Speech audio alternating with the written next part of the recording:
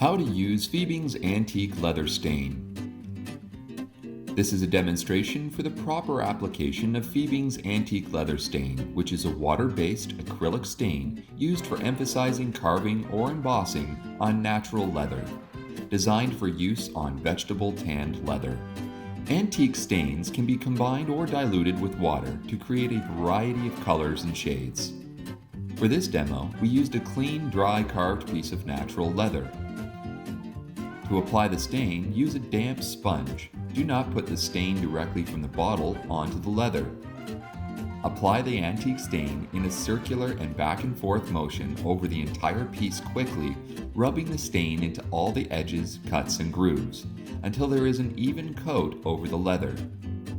Then use a new, slightly damp sponge to rub off any excess stain, leaving desired amount of finish in impressions for contrast.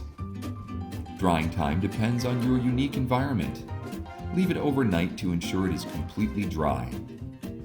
The final step is buffing the entire surface of the leather with a new clean dry piece of sheepskin wool or soft cloth. It is then ideal to finish with Fiebing's leather balm, tan coat, bag coat, or Resin. That is how you properly use Fiebing's antique leather stain. Buy this product directly from Fiebing.com or other Fiebing dealers.